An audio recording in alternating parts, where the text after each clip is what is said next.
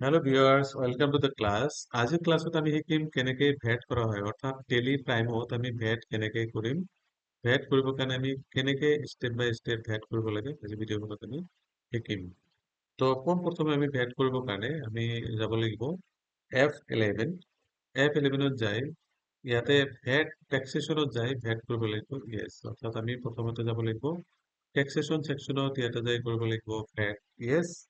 ভেট য়েছ কৰাৰ পিছত আমি ইয়াতে দিব লাগিব আসাম।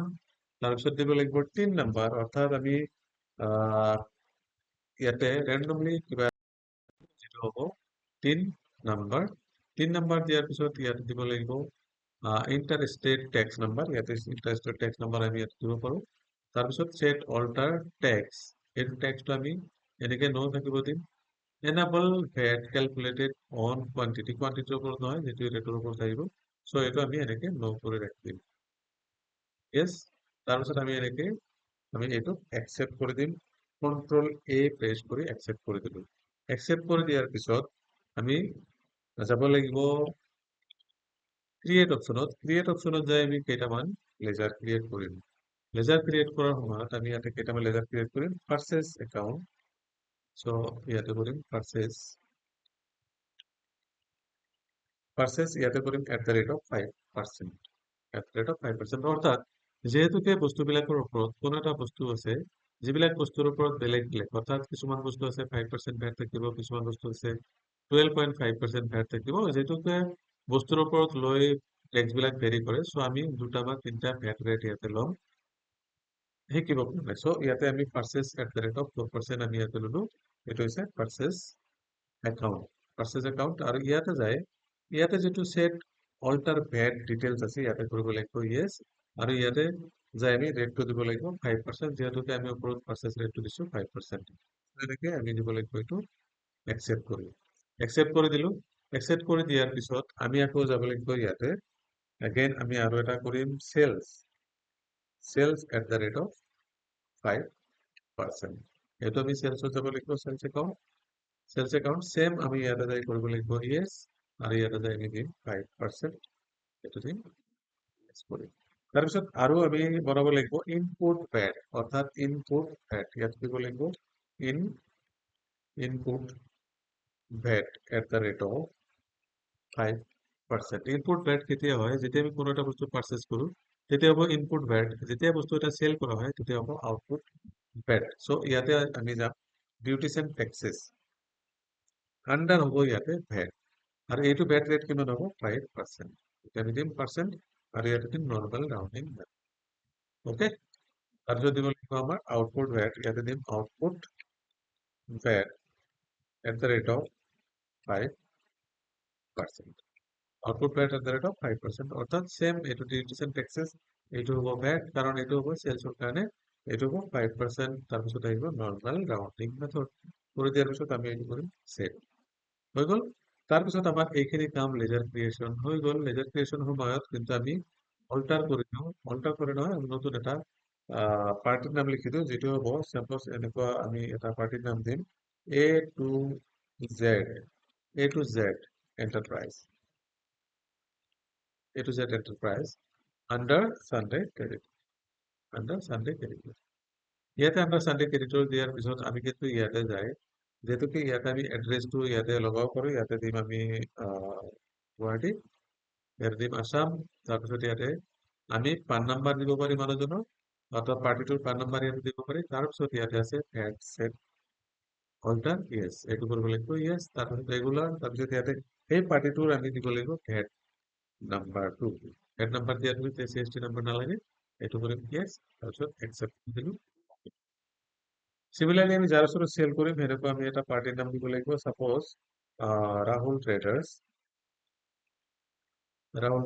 এইটো আমাৰ এটা চানডে এপ্ৰ'চ, ইয়াত তাৰ চানডে এপ্ৰ'চ, ইয়াৰ কাৰণে সেম প্ৰচেছ আমি ইয়াতে এপ্লাই কৰিম। ইয়াতে দিব লাগিব য়েছ, তাৰপিছত তাৰ কাৰণে এটা এক্সট্ৰা কৰি ভেট ৰেট যিটো আছে তাৰ এইটো দিব লাগিব, যিটো ভেট নাম্বাৰ সেইটো দিব লাগিব ভেট নাম্বাৰ। তাৰপিছত আমি য়েছ কৰিম। য়েছ কৰি দিয়াৰ পিছত আমি বেক কৰিম। বেক কৰি যোৱাৰ পিছত আমি এইবাৰ যাব লাগিব এগেইন আইটেমত। আমি ডাইৰেক্ট আইটেমত যাম। আইটেমত যায় 2টা 3টা আইটেম, চাপ'জ ইয়াতে আমি মনিটৰ এটা আইটেম ক্ৰিয়েট কৰিলোঁ। মনিটৰ আইটেমটোত ইয়াতে দিব লাগিব যেহেতু আন্ডাৰ আমি দিয়া নাই, আন্ডাৰ ইয়াতে আমি দিব পাৰো, আন্ডাৰ ইলেকট্ৰনিক্স আইটেম যদি আমি দিওঁ আন্ডাৰ প্ৰাইমাৰী দি দিলো, তাৰপিছত কিন্তু আমাৰ ইয়াতে ইউনিট দিব লাগিব। ইউনিট আমি ইয়াতে পিচেছ দিব পাৰিম। পিচেছ দিয়াৰ পিছত আমি ইয়াতে ভেটটো এপ্লিকেবল কৰা আছে আৰু ইয়াতে দিব লাগিব ইয়েছ। তাৰপিছত এইটো কিমান ভেট ৰেট দিম? 5%। যিহেতু আমি ইয়াতে 5% কৰি আছো, চ' আমি ইয়াতে 5% ভেট ৰেট দি এইটো কৰিব লাগিব এণ্টাৰ। তাৰপিছত আমি মনিটৰ কৰিলো কিবৰ্ড, BOARD কিবৰ্ড, আমি কিবৰ্ড আমি দিলো, কিবৰ্ড আমি এইটো ইলেকট্ৰনিক্স দিলো, এইটো দিলো পিচেছ আৰু ইয়াতে দিম আমি ৱাই ইয়েছ আৰু এইটো দিম আমি 5%, যিহেতুকে 5% আমাৰ চলাই আছো ইয়াতে 5% দিব লাগিব আৰু ৰেট দিম ইয়াতে 5। চ' আমি দুটা আইটেম ইয়াতে কৰিলো, তো দুটা আইটেম আমি এতিয়া পাৰ্চেছ কৰিব লাগিব। চ' এইবাৰ আমি যাম পাৰ্চেছত। তো পাৰ্চেছত যোৱাৰ পিছত আমি যাব লাগিব ভাউচাৰ।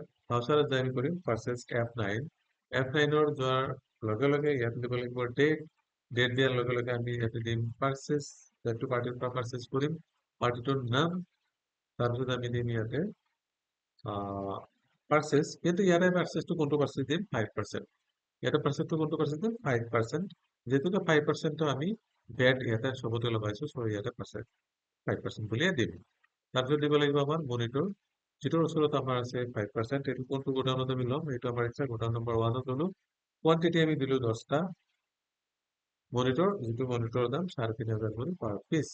এইটো হ'ল আমাৰ মনিটৰ। তাৰপিছত আমি দিলো কিবৰ্ড।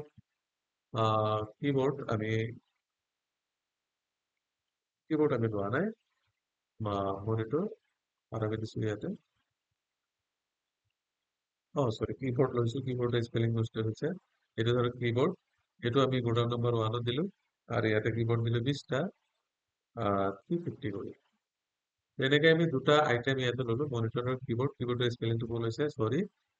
তাৰপিছত আমাৰ ইয়াতে আমি ভেট আমি ইয়াতে নাযাওঁ, তাৰ আগত আমি যাব লাগিব ইয়াতে ইনপুট ভেট। যিহেতুকে আমি ইনপুট ভেট ইয়াতে কৰিছো, ইনপুট ভেট মানে যেতিয়া বস্তু এটা পাৰ্চেছ কৰিম তেতিয়া কিন্তু ইনপুট ভেট লগাব লাগিব। ভেট আমি কিমান পাৰ্চেণ্ট লৈছো? 5%। তো ইয়াতে 5% ভেট ইয়াতে আহি গৈছে 2,100 টকা। অৰ্থাৎ বস্তু দুটাৰ দাম যদি আমাৰ 42,000 টকা হৈছে, তেতিয়া বস্তুটোৰ ওপৰত ভেট হৈছে 2,100 টকা। তো টোটাল মিলি ভেট হৈছে আমাৰ বস্তুটোৰ দাম হৈছে 44,100 টকা। চ' আমি এনেকে এণ্টাৰ কৰি এইটো একচেপ্ট কৰি আমি অন একাউণ্টটো দিব পাৰো, নাইবা ৰেফাৰেঞ্চ নাম্বাৰৰ বিলটো পেমেণ্ট পিছতো কৰিব পাৰো। অন একাউণ্ট কৰি দিলো, পেমেণ্টটো ক্লিয়াৰ হৈ গ'ল, কৰি দিলো। এনেকে আমি বস্তু এটা পাৰ্চেছ কৰিব পাৰো ইনক্লুডিং ভেট।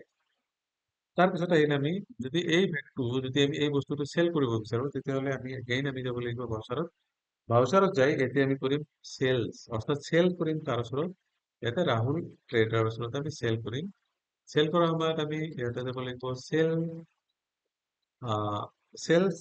আমি ইয়াতে চেল দুটা আছে, আমি চেলছ @5% ল'ব লাগিব, যিহেতু আমি ইয়াতে ভেট লৈছো 5%। চ' ইয়াতে আমি 5% ল'ম। তাৰপিছত আমি মনিটৰ দিলো, মনিটৰ কেই পিচ আছে আমাৰ ইয়াতে আমি কিন্তু লক্ষ্য কৰিছো, মনিটৰ কেইটা আছে? 10টা। চ' আমি ইয়াতে গোডাউন কিমানত আছিল? গোডাউন 1ত আছিল এইটো মনিটৰ। চ' আমি তাৰপিছত দিব লাগিব কোৱান্টিটি। কোৱান্টিটি কিমান? চাপ'জ কোৱান্টিটি দিলো 5টা আৰু ইয়াতে দিলো আমি 5,000 কৰি। ইয়াতে 5টা আমি মনিটৰ ইয়াতে দিলো।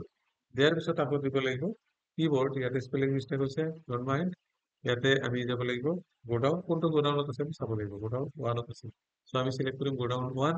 তাৰপিছত আমি দিব লাগিব কোৱান্টিটি। কোৱান্টিটি চাপ'জ দিলো 3টা, 3টাৰ দাম কিমান আছিল? এটা 500 কৰি। এনেকে আমি 3টা আইটেম দিলো।